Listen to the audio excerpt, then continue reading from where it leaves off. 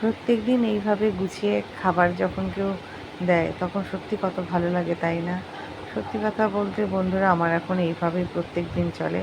কিন্তু এখন মনে হয় যে আমি আবার কবে সবাইকে খেতে দিতে পারবো। তো যাই হোক বন্ধুরা, চলে এসেছি আবার একটা ছোট্ট ভিডিও নিয়ে। আশা করি তোমরা সবাই খুব ভালো আছো।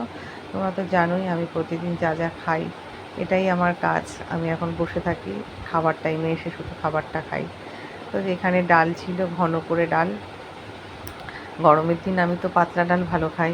তো ওরা, আমি আসার পর থেকে ওরাও এখন, ওদেরও একটু পাতলা ডাল খেতে হচ্ছে। আর গরমে যদিও সবাই পাতলা ডালই মনে হয় পছন্দ করে।